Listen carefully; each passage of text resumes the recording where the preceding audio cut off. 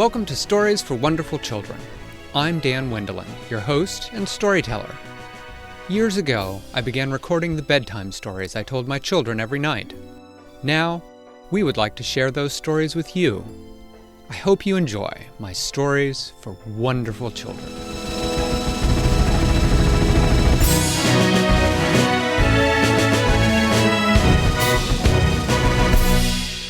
This is the story of a goose.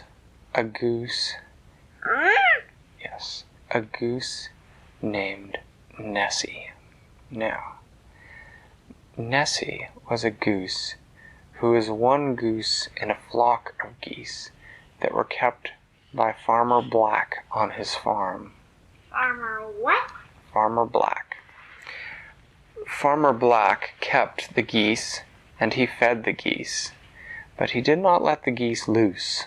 He kept them in a pen, and he would walk them down to the pond so they could swim. Then he would bring them back to the pen, and he had dogs that would keep the geese marching along in the way that he wanted them to. He fed them well. How many dogs did he have? He had 2 dogs. He fed them well. They were never hungry. But sometimes he came and he took their eggs from them, because he and his wife liked scrambled goose eggs for dinner. And sometimes, on holidays, he came and he took a goose and he cooked the goose for dinner. But the geese continued to walk from the pen to the pond, and from the pond to the pen, and to eat their food, and they did not have to worry about danger like foxes or hawks that might like to eat geese. Sometimes Nessie would look up into the sky from her pen, and she would see high, high up in the sky the V's of geese flying north during the summer or flying south during the winter. Or the summer. Geese really fly north in the summer? Yes, and she would wonder what it would be like to be one of those geese. A goose that was not Farmer Black's goose, but a goose that was just a goose of her own. Well, one day, while Farmer Black and his 2 dogs were herding the geese from the pen to the pond, Nessie made a decision. She decided that she was not going back to the pen, that she wanted to see a little of the world. And so after she and all the other geese had gotten out to the middle of the pond, Nessie flapped her wings and she took off, up, up into the air, and she heard Farmer Black yelling, "Hey, get back here!" and the dogs going, "Woof, woof, woof." But Nessie decided that she was a loose goose and that she was going for a little flight. At first, she thought that she would just take a little spin around the farm and then come back to the pond so that she could walk back to the pen in time for dinner. But as she flew up into the air, she noticed how very big the world was. And she heard above her in the sky the honking call of a V of geese flying north for the summer. And Nessie, who was not a very good flyer because she had not flown very much, nevertheless beat her wings as hard as she could until she caught up with the geese in the sky. And she joined one leg of that long V of birds, and she honked with them, and they honked back at her and welcomed her to their flight.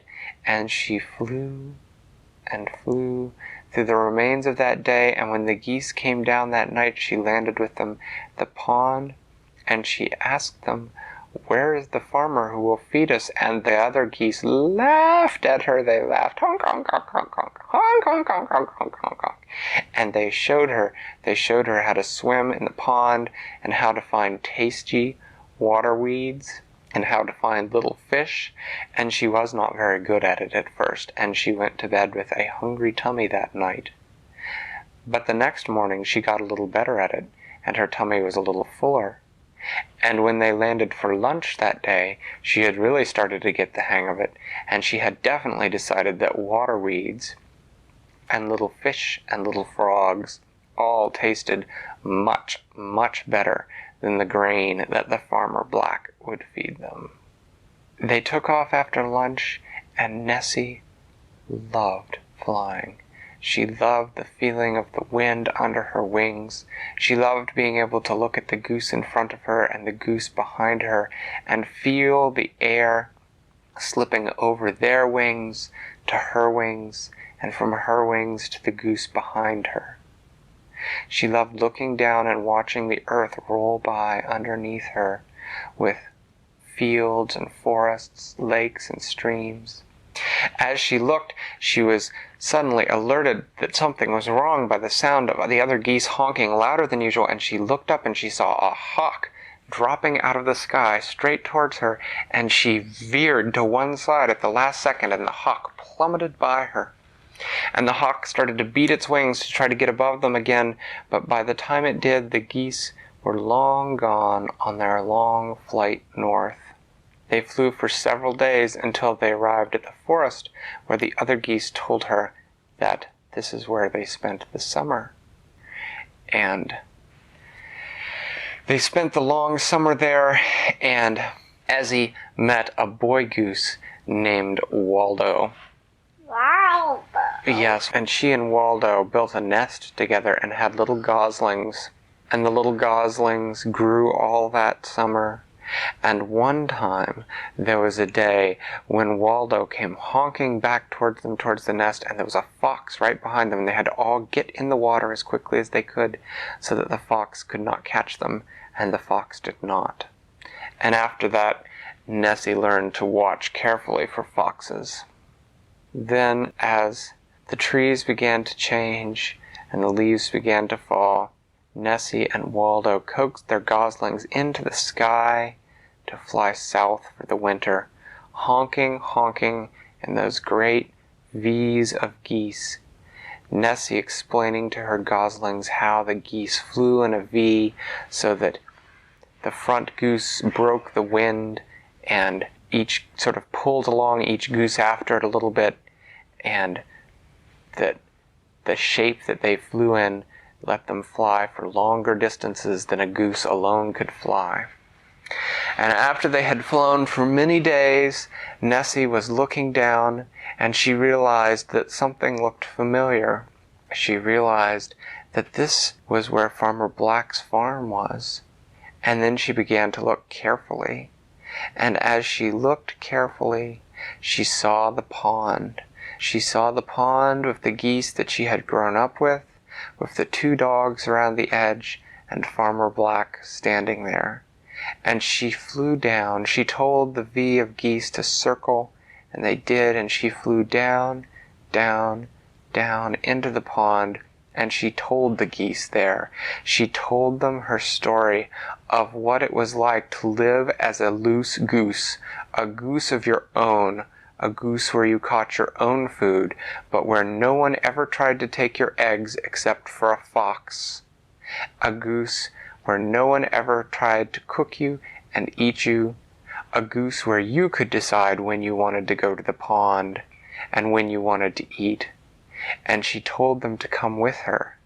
And there, with Farmer Black shouting and shouting, and the dogs barking, she flew up into the air with the geese from the pond behind her, and together they formed one great V that stretched across the sky as they flew south and south and south for the winter.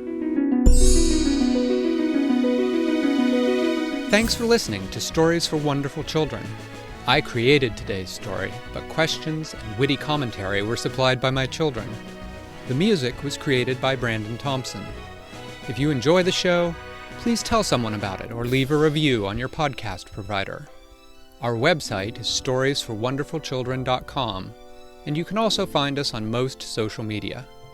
I'm Dan Wendelin, reminding you to tell someone you love a story.